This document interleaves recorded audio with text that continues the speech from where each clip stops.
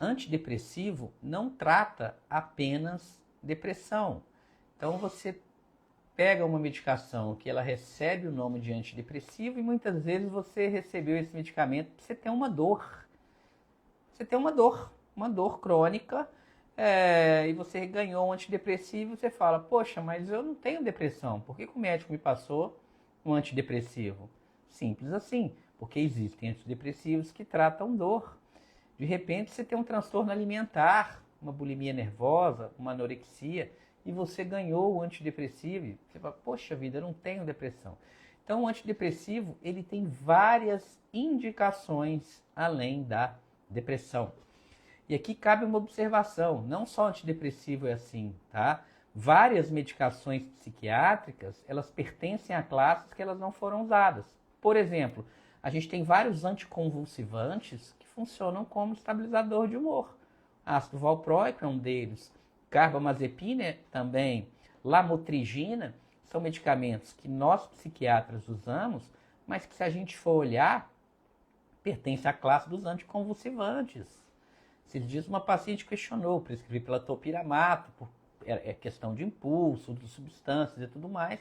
Ela questionou, não, mas eu não tenho epilepsia. Por que eu estou tomando um topiramato se eu não tenho epilepsia? Qual é a lógica de eu tomar um medicamento para tratar a epilepsia, um antiepilético, se eu não tenho epilepsia? Ou seja, esses nomes que os medicamentos vão ganhando, eles estão incompletos. Então, antidepressivo trata transtornos de ansiedade de um modo geral, ansiedade generalizada, transtorno do pânico, trata o TOC, transtorno obsessivo compulsivo, pode ser tratado por antidepressivos, transtorno do pânico, transtorno do estresse pós-traumático, transtorno bipolar, aqui cabe uma observação, posso usar antidepressivo também no transtorno bipolar? Posso. Porém, esse paciente precisa estar com um estabilizador de humor associado e muitas vezes a pessoa com transtorno bipolar, ela responde mal ao antidepressivo de forma isolada. Então, antidepressivo tem uma série de indicações, transtornos alimentares, dor crônica, como eu falei agora, obesidade, enfim. Tem uma série de indicações para os antidepressivos, além da depressão. E além disso, pessoal, a classe, os antidepressivos, eles podem ser divididos em classes. A gente tem aquela classe que é a classe mais comum, mais conhecida, que é a classe dos inibidores seletivos de recaptação de serotonina. Inibidor seletivo de recaptação de serotonina. O nome ele é autoexplicativo, ou seja, ele é mais seletivo para a serotonina. Então ele vai mexer mais nos circuitos que envolvem a serotonina. Os principais exemplos aqui são a fluoxetina, o citalopram, o escitalopram, né, a fluvoxamina, paroxetina e por aí vai. Aumenta principalmente os níveis de serotonina, que é um neurotransmissor que está associado com humor, com ansiedade, com bem-estar. A gente tem os medicamentos que são inibidores da recaptação de serotonina e noradrenalina, que são conhecidos como duais, venlafaxina, desvenlafaxina, duloxetina, que naturalmente vão mexer com o nível de noradrenalina e serotonina. Antidepressivos tricíclicos, que já são mais antigos, mas tem uma série de indicações também, até indicações atuais, são boas medicações. O grande problema é que tem muito efeito colateral. Aqui a gente está falando, por exemplo, de amitriptilina, nortriptilina, né, que vão mexer tanto com serotonina, com nora, mas como eu falei, são menos usados atualmente por conta de seus efeitos colaterais, mas não são menos eficazes, tá, pessoal? Antidepressivos atípicos que não se enquadram em nenhuma dessas classes, por exemplo, aqui eu teria o bupropiona, o mirtazapina, né, que já atuam por mecanismos diferentes que fogem aqui ao objetivo dessa live. Então perceba que quando eu falo antidepressivo, falar que uma pessoa está tomando antidepressivo é um termo muito vago, é um termo genérico. Vago por quê? Porque eu tenho vários medicamentos que se enquadram dentro dos antidepressivos. E além disso, em boa parte das vezes essa pessoa está tomando um antidepressivo sem ter depressão, porque o antidepressivo ele funciona além da depressão. Então, ora, é algo muito vago, é algo que eu preciso especificar mais. Tá bom, você toma um antidepressivo para quê? Para ansiedade? Para depressão? Né? Então a gente tem que saber isso. E como que esses antidepressivos funcionam, pessoal? Aqui de uma forma didática, tá?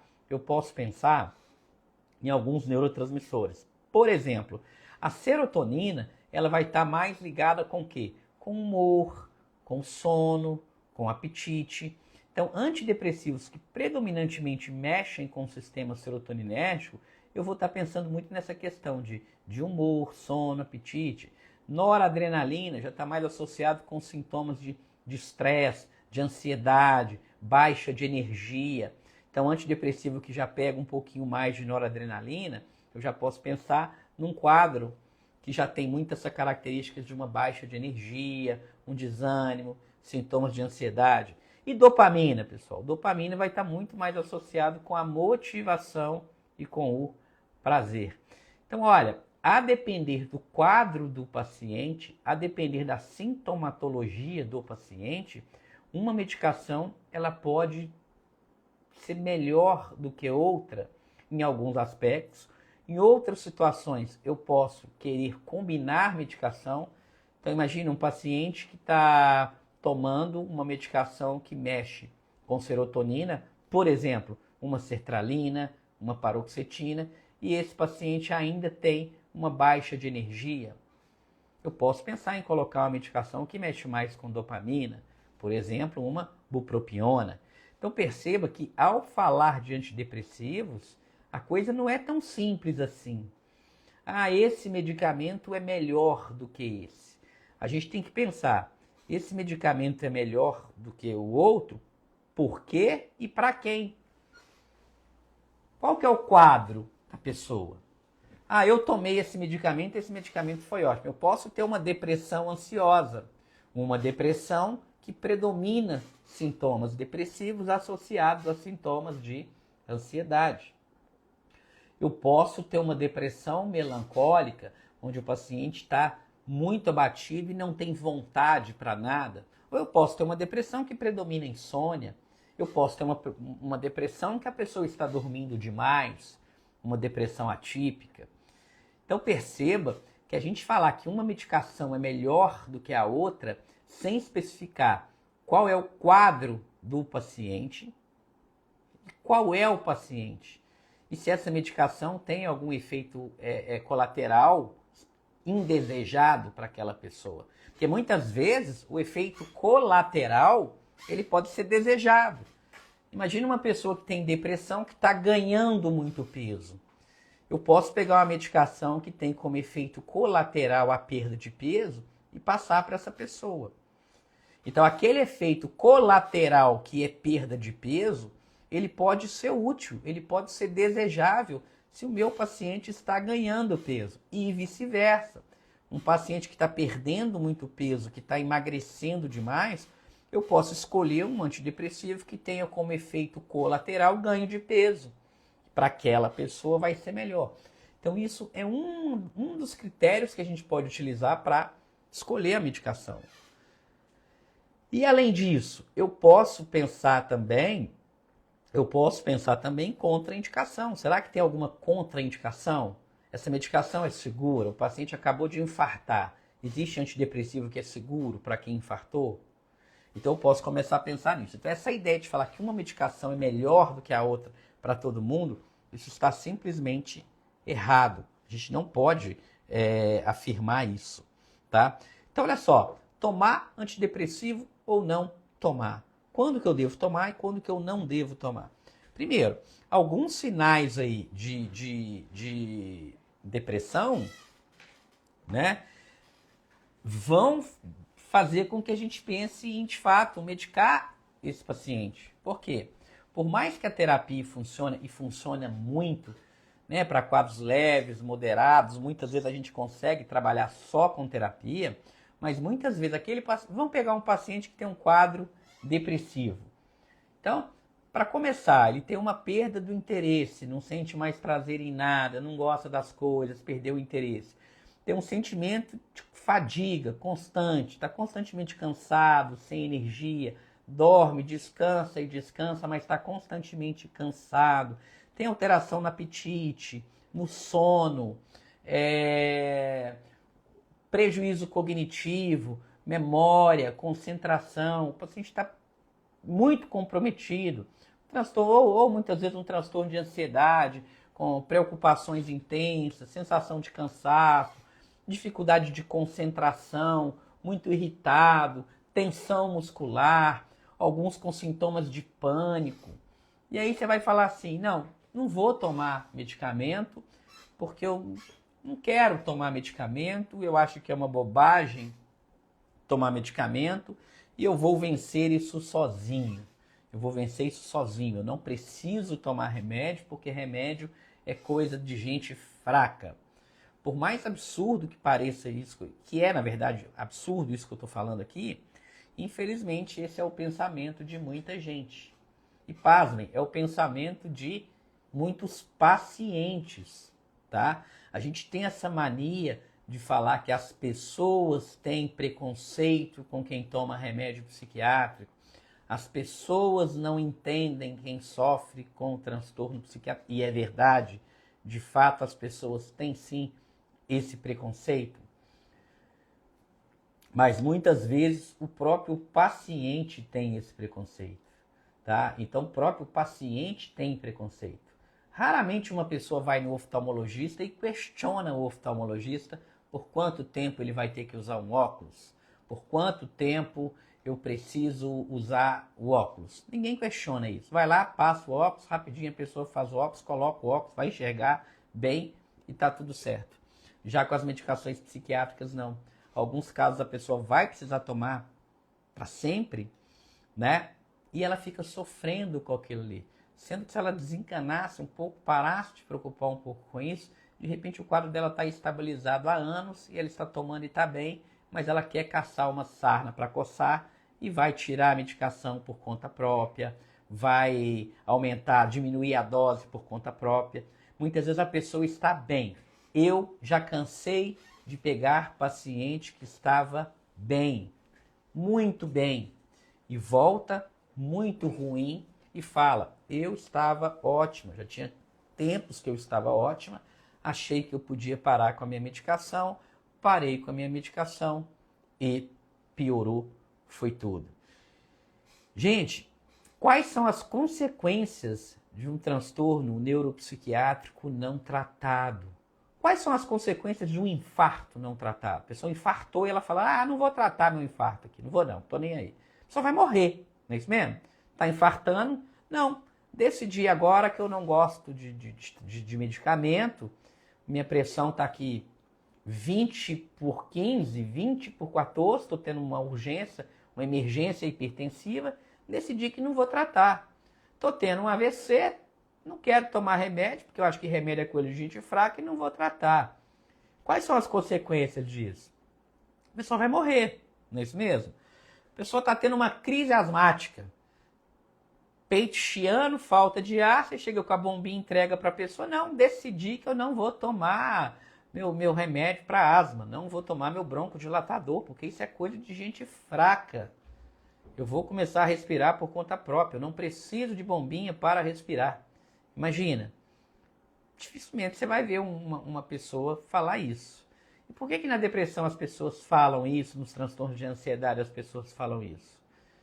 Primeiro, por ignorância, que a pessoa acredita que o fato dela tomar o remédio é algo que ela é fraca, que é algo da alma dela, né? Basta ela se esforçar um pouquinho mais que ela consegue ficar bem.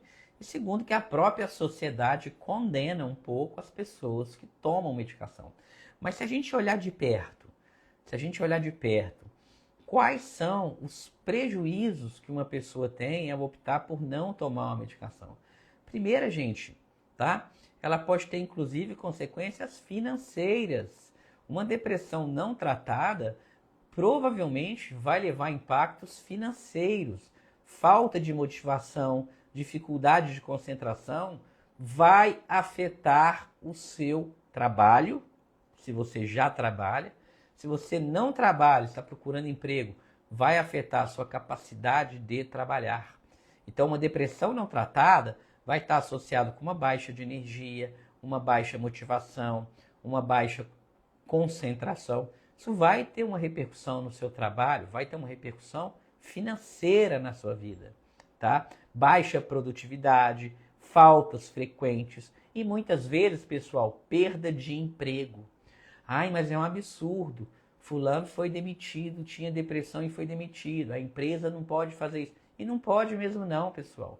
Não estou falando que uma pessoa que tem depressão ela tem que ser demitida. Claro, óbvio que não. Mas, infelizmente, a gente sabe que o preconceito existe. Claro que existe.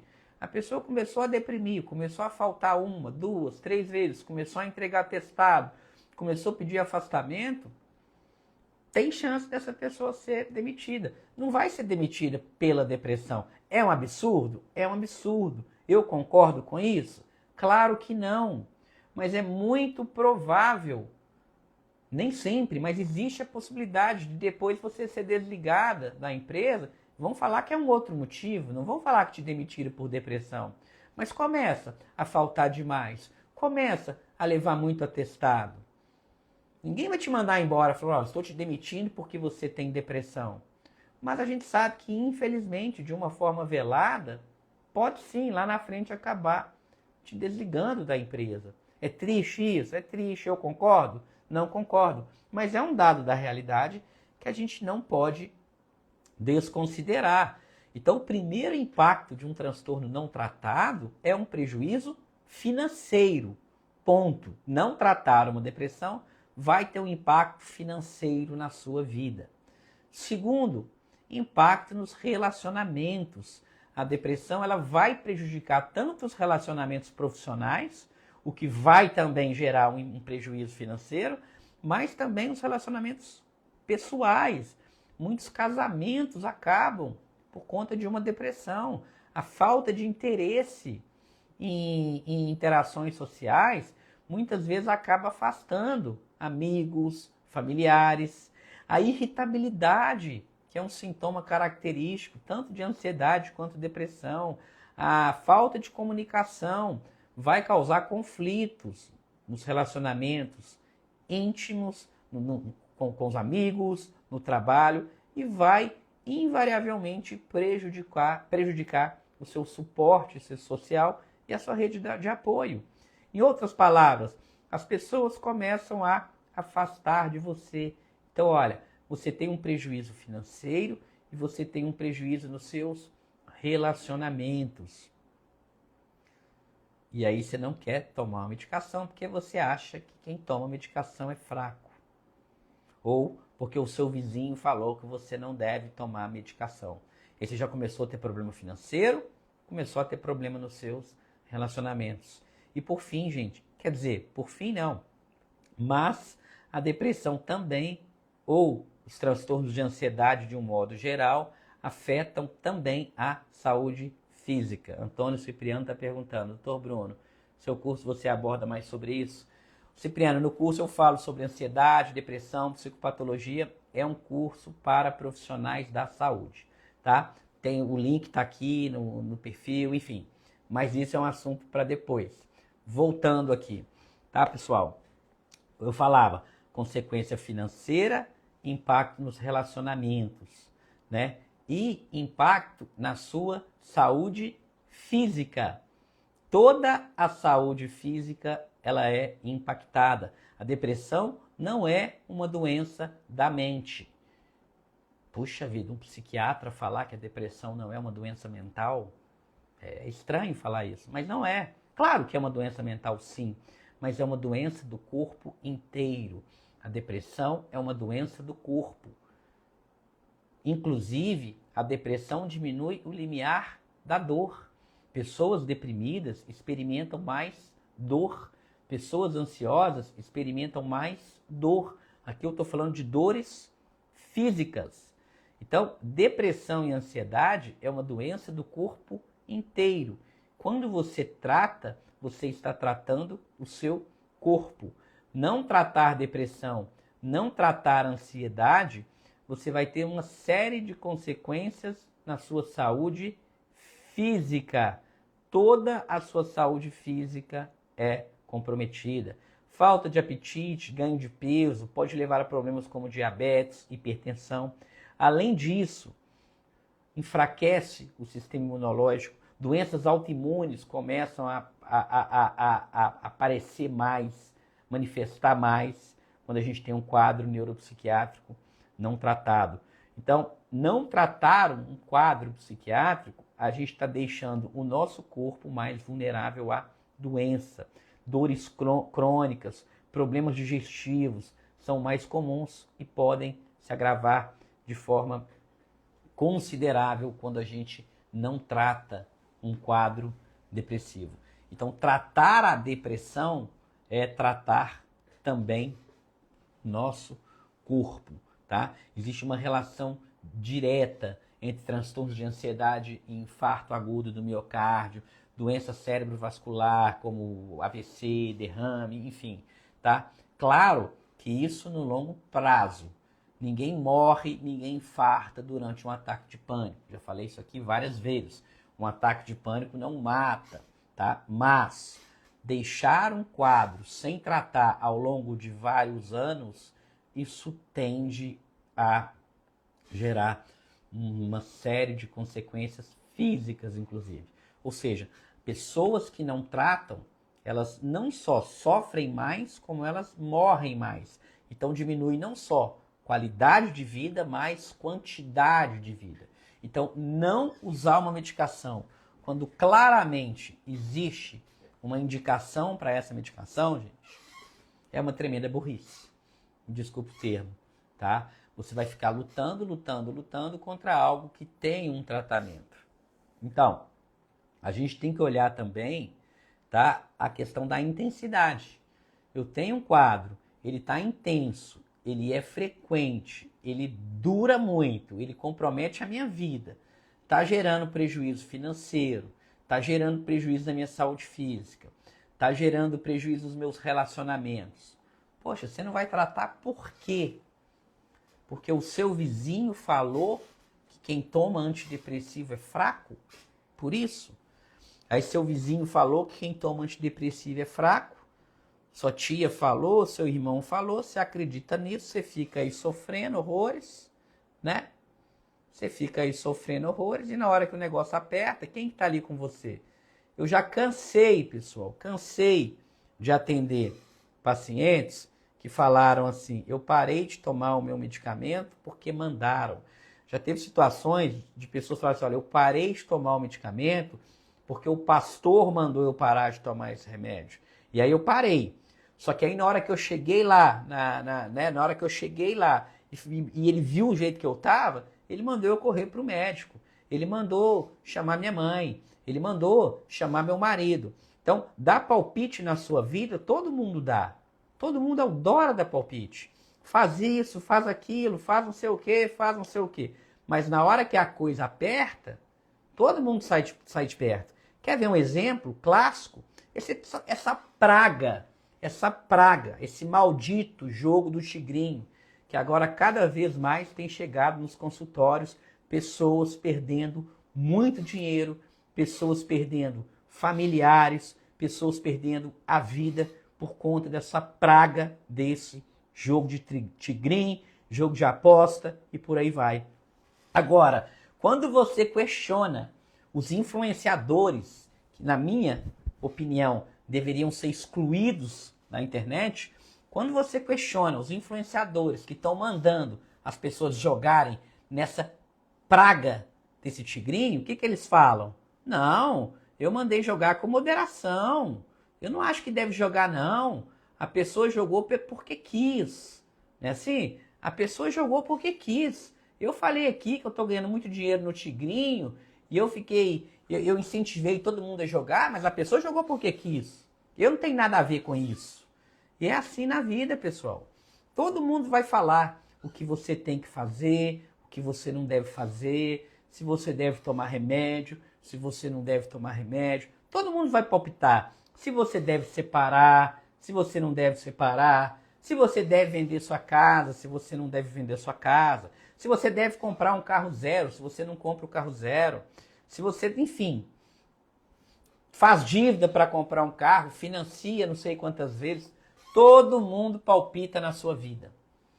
Mas na hora que a coisa aperta, poucos ficam lá para te ajudar. E assim é com medicação, assim é com os transtornos psiquiátricos. Todo mundo tem uma receita pronta para tratar uma depressão. Todo mundo tem uma receita pronta para tratar um transtorno de ansiedade. Mas é muito fácil você ter essa receita pronta quando você não tem responsabilidade. É muito fácil. Não, para de tomar esse remédio. Não, toma esse chá. Não, toma essa vitamina. Não, toma isso. Você fala. Na hora que o bicho pega, você fala assim, corre pro médico, leva pro médico, leva pro hospital. Alguém tem que fazer isso, alguém tem que fazer aquilo. Uai, mas você não tá palpitando? Você não era o sabichão que mandou parar de tomar o remédio? Agora pega essa pessoa e leva no hospital. Pega essa pessoa e leva no médico. Ah, não, mas eu não tenho tempo não, eu tô muito ocupado, eu não posso. Aí todo mundo vira as costas. Então fica seguindo o conselho das pessoas que de fato não conhecem a sua vida, você vai ver onde você vai parar. Aqui eu não estou falando para você não seguir conselho do seu marido, do seu pai, da sua mãe, aquelas pessoas de fato que estão ali com você no dia a dia. Essas pessoas, você deve sim dar ouvido para elas. E deve sim, tá? São pessoas que estão ali com você. Pessoas que estão ali no dia a dia com você. Agora, ficar dando ouvidos para pessoas que, ao menor sinal de problema, vão virar as costas para você, qual é a lógica disso? Qual é a lógica disso? Pessoal, eu tenho atendido no meu consultório muitos pacientes, e não são poucos pacientes, tá? Eu confesso que eu tenho ficado assustado com isso. Assustado não, eu tenho ficado horrorizado com isso. O tanto de gente que tem me procurado no consultório com problema com essa porcaria de jogo de aposta. E normalmente são pessoas com transtornos de ansiedade, pessoas com transtornos depressivos associados. E esse é o melhor exemplo. As pessoas falam o que você tem que fazer, mas na hora que o negócio aperta, a pessoa casca fora. Então, muito cuidado com conselhos de pessoas que nunca fizeram nada, pessoas que não participam da sua vida. Não dê ouvidos para as pessoas que não estão com você ali no dia a dia. Se precisar tomar um medicamento, tome. Se precisar fazer uma terapia, faça. Porque na hora da dor, é você com você mesmo. Na hora que você está tendo uma crise de pânico, é você com a sua crise de pânico. Na hora que você está tendo um episódio depressivo grave, é você com o seu episódio depressivo grave. Na hora que você foi demitida, é você com a sua demissão. Então vamos tomar cuidado com o que a gente escuta. Porque palpiteiro é o que mais tem. Mas gente de fato, para te ajudar a sair do problema, não tem muita gente não, tá? E o preconceito em torno da saúde mental, ele é muito maior quando a gente compara com outros quadros, né? Muitas condições físicas, aliás, praticamente todas as doenças médicas, né, as pessoas aceitam, socialmente as pessoas aceitam. Você quebrou uma perna, ok, você vai pôr o gesso ali, você vai ter que enfaixar ali, vai ter que imobilizar, você fica imobilizado por 30 dias, ok. Agora liga para o seu chefe e fala, olha, eu estou com uma depressão, eu vou ficar 2 semanas sem trabalhar, porque o medicamento aqui vai começar a fazer efeito. Qual vai ser a reação do seu chefe? Agora liga para o seu chefe e fala que você quebrou a perna. Provavelmente ele vai aceitar muito mais, né? Então assim, existe, gente, esse aqui é o ponto. Existe uma relação muito forte entre doenças neuropsiquiátricas e doenças físicas, né? Hipertensão e ansiedade, por exemplo. A ansiedade te leva a um estado de estresse crônico. uma tensão no corpo que pode levar ao aumento da pressão arterial. Aí você se torna uma pessoa hipertensa. Ou seja, a hipertensão levando à ansiedade e a ansiedade levando à hipertensão. Ou seja, a hipertensão ela pode levar a pessoa a sentimentos de preocupação, estresse crônico, muita preocupação em relação àquela pressão alta e de fato essa pessoa desenvolve um transtorno de ansiedade. E vice-versa. Existe uma relação entre diabetes e depressão. Depressão pode complicar o diabetes e o diabetes pode contribuir para um quadro, para o surgimento de um quadro depressivo. Doenças cardíacas e transtornos de ansiedade. Já falei isso aqui várias vezes. As pessoas confundem quando a gente fala isso. Existe relação entre doença cardíaca e transtorno de ansiedade? Existe. Existe sim. Transtorno de ansiedade crônico não tratado, ele pode contribuir para o aumento de risco de doenças cardíacas no futuro. Ponto. Tá? Então, se eu tenho um transtorno de ansiedade generalizada, se eu tenho um transtorno de pânico que eu não trato, isso no longo prazo pode aumentar o risco do desenvolvimento de doenças cardíacas. Ponto. Então, eu posso ter um aumento do risco de doenças cardíacas no longo prazo. Porém, no curto prazo, durante um ataque de pânico, não. Durante um ataque de pânico, eu não tenho um risco aumentado de infartar. Ninguém nunca morreu durante um ataque de pânico. Isso é muito importante, pessoal. Um ataque de pânico, que a pessoa tem aquele tanto de sintomas físicos, né? Coração acelerado, falta de ar, palpitação, suadeira, tremor. A pessoa tem uma sensação que ela está morrendo, que ela está enlouquecendo, que ela está perdendo o controle, que ela vai infartar. Mas, de fato, ninguém morre, ninguém infarta durante um ataque de pânico. Isso é um mito, tá? Isso é uma mentira. Isso é uma falácia. Isso é uma sensação de morte, é diferente de morte. Ninguém nunca morreu por conta de um ataque de pânico. Basta você pesquisar. Pesquisa aí. Quantas pessoas morrem por ano tendo um ataque de pânico? Você não vai achar isso em lugar nenhum.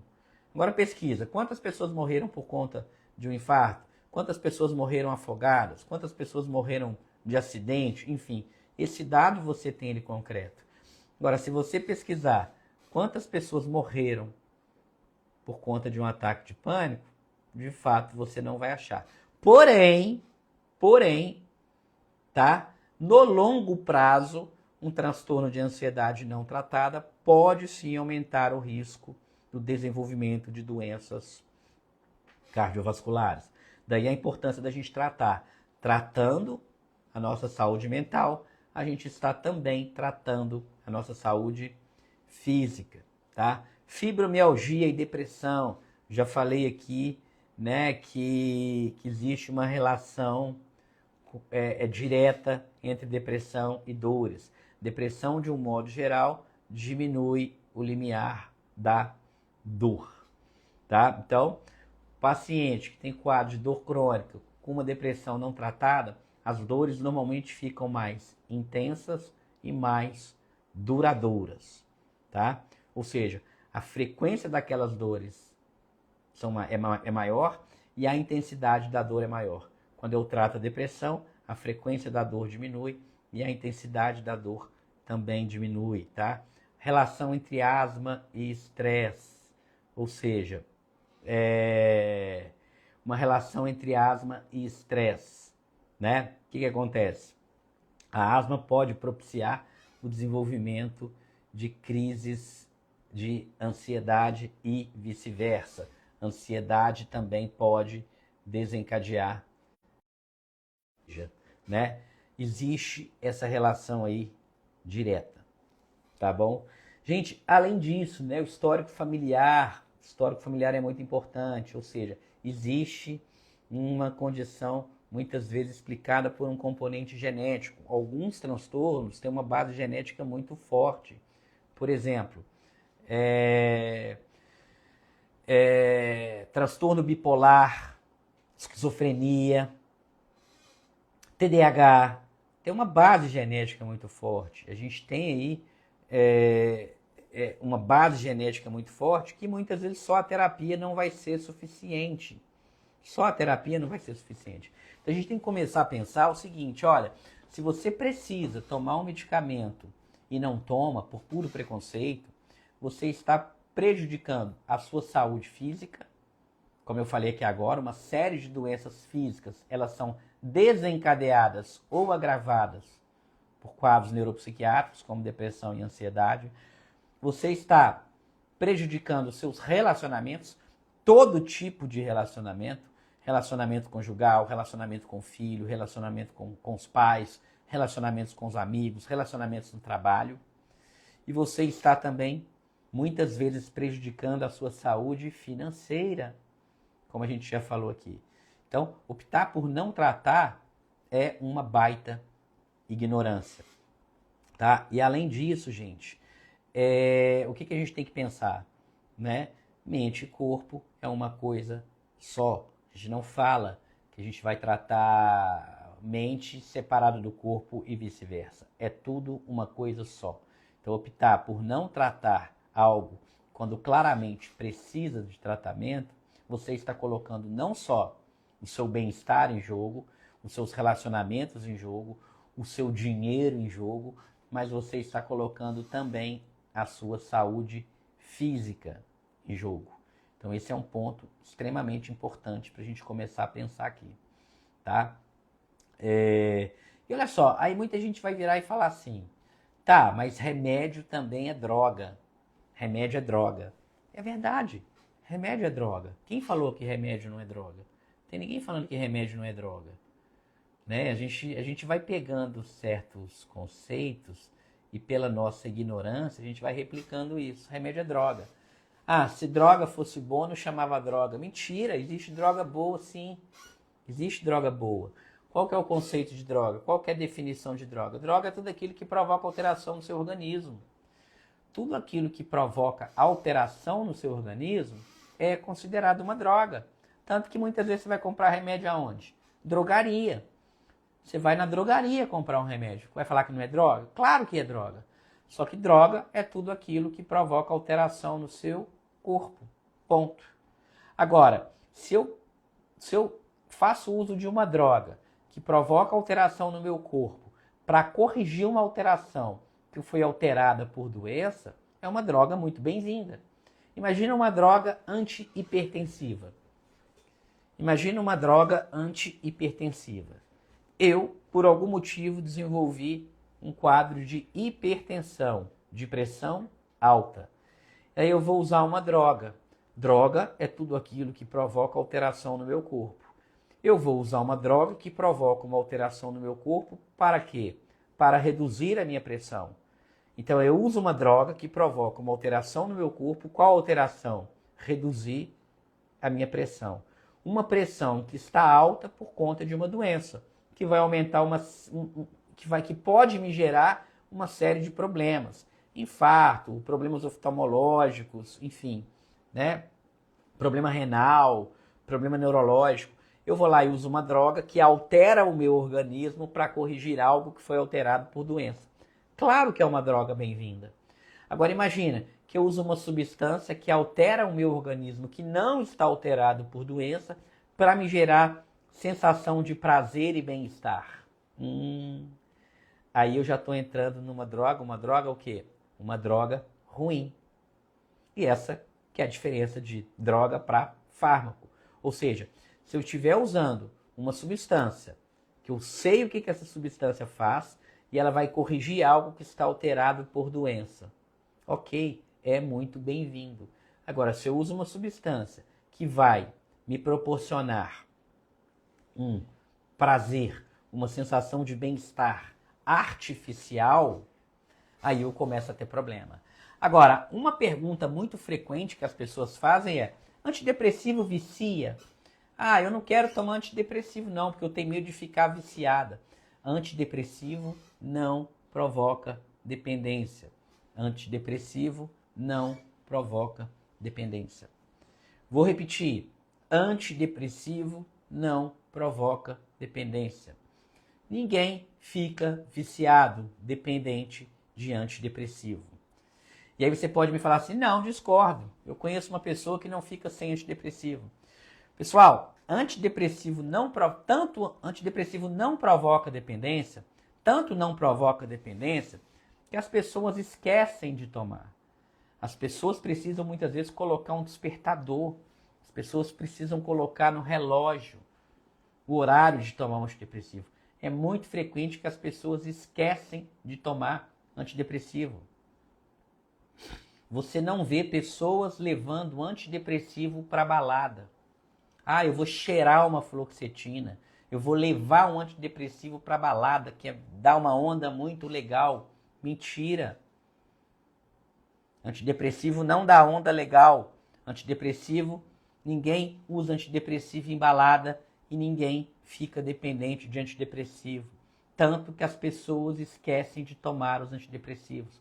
Tomar antidepressivo é ruim.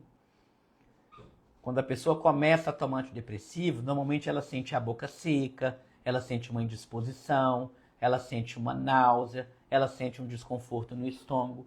Tomar antidepressivo não gera prazer. Muito pelo contrário, tomar antidepressivo gera desconforto. Esse, aliás, é um dos principais motivos que fazem com que as pessoas interrompam o tratamento e não dão sequência no tratamento.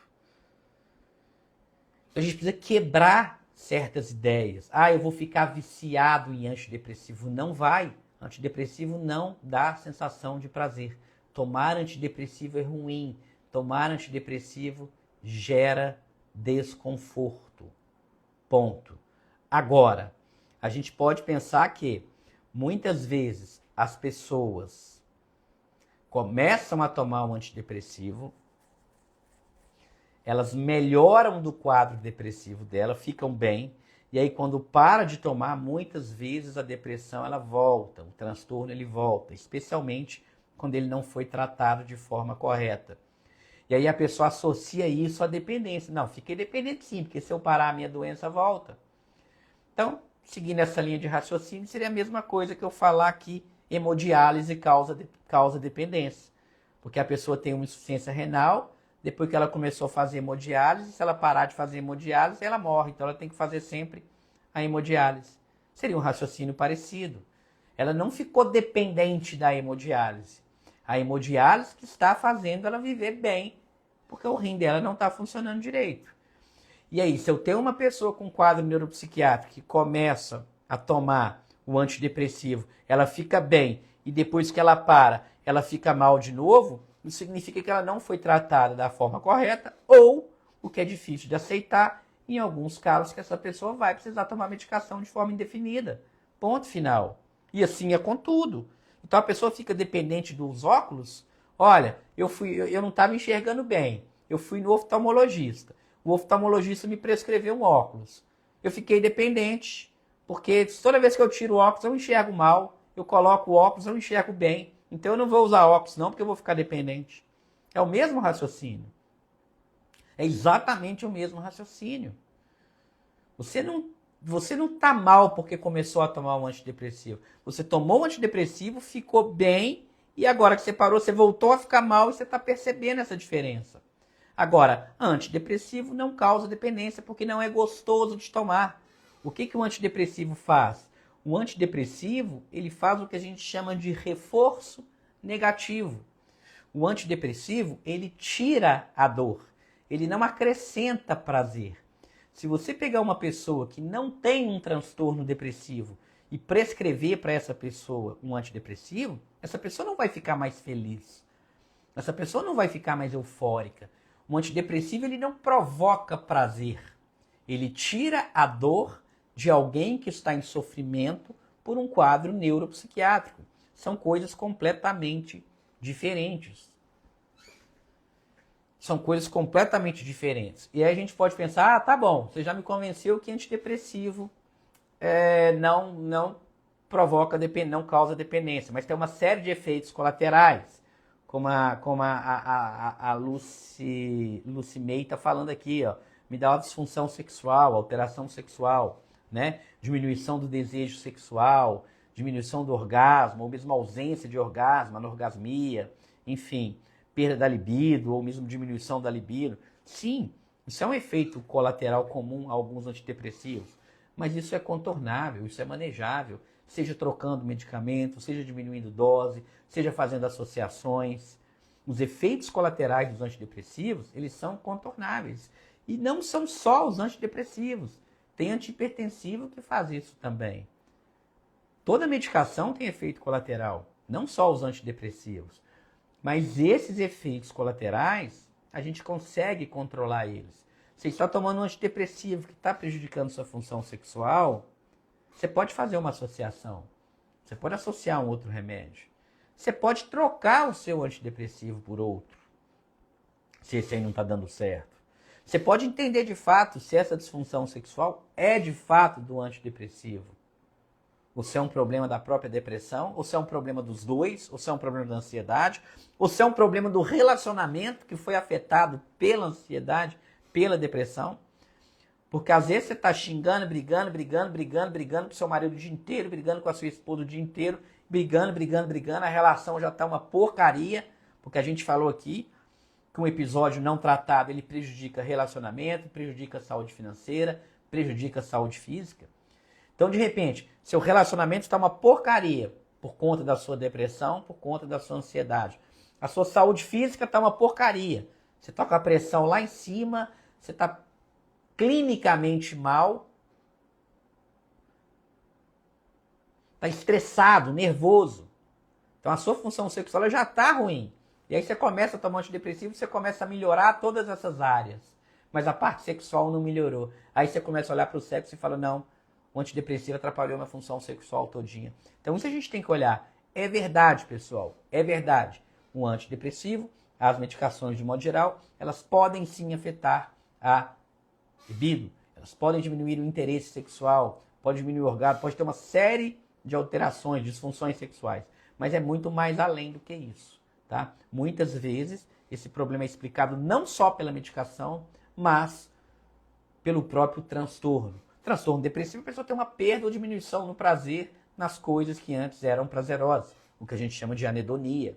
Se a pessoa não interessa por nada que dá prazer para ela, como você acha que vai ficar o sexo? Vai perder o interesse também. Então a gente tem que avaliar isso. O que aconteceu? Foi de fato com o antidepressivo ou já estava ruim antes ou o antidepressivo piorou? Mas se de fato ele piorou e aquela medicação está fazendo ruim, a gente troca. A gente tem uma infinidade de medicações. Não existe só um remédio. Não existe só a medicação. O grande problema é que a gente não tem muita paciência para esperar. E a medicação, de um modo geral, ela vai durar em torno de 3, 4 semanas para fazer efeito. Às vezes a gente vai precisar ajustar a dose. Às vezes vai precisar trocar a medicação, trocar de classe de medicação, ou mesmo manter dentro da mesma classe, mas trocar a medicação, fazer ajustes de dose. Mas aí a pessoa no desespero, querendo resolver tudo muito rápido, acaba atropelando tudo, comendo etapa, e aí acaba que a coisa não anda. Então, assim, usar medicação quando bem indicado, você está salvando vidas. Prescrever uma medicação de forma correta, você salva uma vida. Esse é que é o ponto, né? Então, parar com essa ideia de que eu não vou tomar porque eu sou fraco, eu não vou tomar porque tem efeito colateral. Qual efeito colateral que é? Qual medicação que você está tomando? Ah, eu estou tomando a medicação X, eu estou tendo esse efeito colateral. Troca a medicação X pela medicação Y. Troca. E aqui vale uma observação. Medicação, não existe medicação boa, medicação ruim. Tem gente aqui nos comentários, fluoxetina é bom, etriptilina é bom, paroxetina é bom, sertralina é boa, venlafaxina é boa, tal medicação deixou minha boca seca, aquela medicação alterou minha libido. Não existe isso de medicação boa e medicação ruim. Eu preciso saber medicação boa para quê e para quem. A medicação X, ela pode ser boa para esse transtorno e para essa pessoa. A medicação ela é boa para quê? Para qual transtorno? Para qual indicação? E também para qual pessoa? O efeito que a gente quer do remédio e o efeito que a gente não quer do remédio, isso varia de pessoa para pessoa. Existe um ramo da farmacologia chamado farmacogenética. O que a farmacogenética estuda? A farmacogenética estuda por que uma medicação foi muito boa para mim, foi péssima para o meu vizinho, e para o meu outro vizinho ela não fez efeito nenhum. Vocês já pararam para pensar isso? Aqui nos comentários mesmo a gente vê isso. Se eu colocar aqui, fluoxetina é uma boa medicação? Se eu fizer essa pergunta, fluoxetina é uma boa medicação? Quem acha que fluoxetina é uma boa medicação? Quem acha que sertralina é uma boa medicação? Quem acha que escitalopram é uma boa medicação? Quem acha que bupropiona é uma boa medicação? Quem acha? Pode colocar aí nos comentários o que vocês acham desses medicamentos que eu falei aqui agora. São boas medicações? São medicações ruins? O que a gente vai ver? Vai ter gente falando assim, olha, essa medicação é excelente, esse medicamento foi muito bom para mim. O outro vai falar assim, essa medicação foi péssima, quase me matou, eu passei muito mal quando eu tomei esse remédio. E o outro vai falar assim, foi igual água, eu tomei esse remédio e não adiantou nada. Quando eu faço uma postagem sobre uma medicação específica, normalmente é isso que acontece nos comentários. As pessoas falam, olha, essa medicação quase me matou, foi muito ruim. A outra fala, essa medicação é maravilhosa, essa é a medicação de Deus. Essa medicação salvou a minha vida. E o outro fala assim, essa medicação foi igual água. Tomei isso aqui e foi igual água, não mudou nada na minha vida, por isso que eu parei de tomar. Ora, por que uma mesma medicação funciona para uma pessoa, para outra pessoa não faz efeito nenhum, e para outra pessoa ainda faz a pessoa sentir mal? Por que isso acontece? Simples, porque o resultado da medicação, ele depende da interação da medicação com a genética da pessoa. A forma como aquele organismo vai metabolizar e processar aquele remédio, que vai explicar tanto os efeitos terapêuticos que a gente quer, tanto os efeitos colaterais que a gente não quer, quanto a ausência de efeito. Então, é a interação da sua genética com o medicamento que vai determinar se aquele medicamento vai funcionar, se aquele medicamento vai te fazer mal ou se aquele medicamento não vai fazer nada no seu organismo. O ramo da farmacologia que estuda isso é a farmacogenética, que dedica a estudar por que o medicamento funciona e não funciona. Então vamos parar com essa ideia de tal medicação é boa, tal medicação ruim. Vamos parar com essa ideia de pedir a medicação do vizinho, pedir a medicação do coleguinha. Aqui eu estou mostrando para vocês como que a medicação ela pode funcionar, não funcionar ou ter um efeito colateral. Mas além disso, aqui eu falei para vocês o ponto de vista individual. Mas além disso eu preciso saber qual é o diagnóstico. Se eu tenho, por exemplo, um paciente com transtorno do pânico, eu não vou dar preferência para uma medicação que tem um perfil mais ativador, por exemplo, uma fluoxetina. Eu posso usar a fluoxetina no transtorno do pânico. Não é isso que eu estou falando. Mas não vai ser a minha medicação preferencial para um paciente que nunca tomou remédio nenhum. Claro que se esse paciente tem um histórico anterior, que já tomou fluoxetina, que se deu bem com fluoxetina, que tolera bem a fluoxetina, ok, eu posso optar para esse paciente dar uma fluoxetina.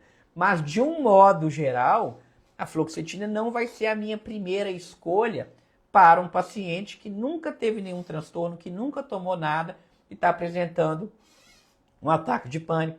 Por que não? Porque a fluoxetina tem um perfil mais ativador. Ela dá uma agitação inicial. Casos isolados, eu posso até usar a fluoxetina. Mas, de um modo geral, grosseiramente falando, não vai ser a minha primeira escolha. Já num paciente, às vezes, que está com um quadro depressivo, com uma baixa de energia, com muita sonolência, uma depressão atípica, por exemplo, a fluoxetina pode ser uma boa opção. Então, perceba que a mesma medicação, ela pode ser uma boa opção para um paciente, por características individuais, e para outro paciente não. E ela pode ser uma boa opção para um paciente e para outra não, também por características do próprio transtorno. Se eu tenho um paciente que tem um quadro depressivo com uma dor associada, eu posso escolher uma medicação que o quê? Que vai tratar tanto a dor quanto a depressão. Se eu tenho um paciente que tem uma epilepsia e uma depressão associada, ou um quadro de ansiedade associada, eu posso usar aquela medicação que já vai pegar os dois contextos. Então, prescrever medicamento é uma arte. A prescrição de medicamento é uma arte. Envolve o conhecimento técnico, envolve você avaliar o diagnóstico, fazer um diagnóstico, envolve você colher uma boa história do seu paciente, saber qual é a história, o que já tomou, o que não tomou. Envolve você ter uma história familiar. Se depende da interação genética, é muito provável que familiares que já tomaram medicamento, esse histórico é relevante para mim. Então eu preciso ter um histórico do paciente, eu preciso ter um diagnóstico claro. A preferência do paciente tem que ser levada em conta. Já aconteceu de eu conversar com o paciente, conversando, eu falar assim, olha, o que você acha de tal medicamento? E o paciente virar e falar, não, esse medicamento para mim eu não quero. Por quê? Não, eu não quero. Eu não quero tomar esse remédio porque eu conheço uma pessoa que tomou e não deu certo com ele. Obviamente eu vou tentar convencer, olha, igual eu fiz aqui na live, as pessoas são diferentes. Mas se a pessoa não quiser tomar o medicamento de jeito nenhum, eu não vou insistir com ela para tomar. Afinal de contas, se eu fizer isso, a probabilidade dessa pessoa não tomar é enorme. Eu já cansei de atender pacientes que vieram de outros médicos e falaram comigo assim, olha, eu peguei a receita do outro médico e rasguei. A medicação ela não é imposta pelo médico, é uma consulta. Você vai no médico consultar o que o médico acha. A escolha da medicação, ela leva uma série, de variáveis em conta que vão muito além só do conhecimento médico. Leva, inclusive, à preferência do paciente, né? Tive uma paciente que questionou um problema com cocaína, com álcool, com uma série de coisas, ganhou um topiramato, só com uma prescrição de um topiramato. Poxa, mas para que eu vou tomar topiramato se eu não tenho epilepsia? Para que eu vou tomar topiramato se eu não tenho epilepsia? Eu li aqui na bula que o topiramato é um anticonvulsivante, é um antiepilético. Eu não tenho epilepsia. Ora, mas uma pessoa que tem uma hiperfagia, um quadro de compulsão, compulsão por sexo, compulsão por droga, topiramato naquele contexto pode ser bom. Se eu pego uma pessoa que está usando muita cocaína, o topiramato naquele contexto pode ser bom. Então a medicação, ela não necessariamente depende da classe e da indicação primária dela. Então, prescrever medicação é muito mais do que, fulano falou que o medicamento é bom, ciclano falou que o medicamento é ruim. A medicação, ela envolve saber o diagnóstico, saber qual é o paciente, ter um histórico do paciente e também a preferência do paciente. Isso é muito curioso. Às vezes eu estou discutindo com o meu paciente qual medicamento que ele vai tomar, ele olha com aquela cara assim, mas o médico é você, eu que vou escolher o meu remédio. Gente, não é que você vai escolher o seu remédio, mas o paciente ele precisa ter clareza, ele precisa ter uma certa confiança naquilo que ele vai tomar. Sim, eu preciso perguntar para o meu paciente, o que você acha de tomar essa medicação? Eu não quero saber do ponto de vista técnico. Do ponto de vista técnico, ele não tem que saber nada mesmo. Mas é no sentido, você está confortável em sair daqui com essa receita e tomar esse medicamento? Porque senão eu entrego o remédio para ele, ele não vai tomar, gente. Ninguém toma nada porque ninguém está mandando. Então a pessoa, ela precisa ter conforto em tomar aquilo. Esse medicamento que eu vou tomar causa dependência, não causa dependência? Quais são os riscos? Quais são os perigos? Qual é o risco de eu tomar? Qual é o risco de eu não tomar? Por que você está passando esse e não está passando aquele? Tudo isso são perguntas que se a pessoa sabe, ou pelo menos tem uma noção, isso aumenta a probabilidade que ela vai usar a medicação. Então, usar medicação quando necessário é fundamental para você melhorar a sua qualidade de vida, para você melhorar a sua quantidade de vida, não só qualidade, Quando a gente trata isso, a gente está tratando, está diminuindo também mortalidade, a gente aumenta não só a qualidade, mas também a quantidade de vida. E, sem sombra de dúvida, a gente está melhorando os relacionamentos, a gente está melhorando a questão financeira, como a gente falou aqui no início da live. Tá? Então é muito importante a gente ter isso em mente. Não tratar um quadro neuropsiquiátrico por puro preconceito é a maior burrada que você pode fazer na sua vida. E você muitas vezes está seguindo o conselho de muita gente e quando o negócio apertar para o seu lado, poucas pessoas vão estar aí do seu lado. Isso vale para tudo. Isso vale para medicação, isso vale para relacionamento, isso vale para jogo do tigrinho, isso vale na hora que você estiver financiando uma casa, na hora que você for financiar um carro, na hora que você for fazer dívida, enfim. Cuidado com o que você escuta. Todo mundo vai palpitar na sua vida, mas poucos vão estar do seu lado se o negócio não sair do jeito certo, tá? Quando tá tudo dando certo, legal, todo mundo vai estar perto ali de você. Mas quando o negócio der errado, todo mundo sai correndo. Eu já cansei de atender paciente que parou de tomar medicação porque o vizinho mandou, parou de tomar medicação porque o padre mandou, parou de tomar medicação porque o pastor mandou, parou de tomar porque não sei quem mandou.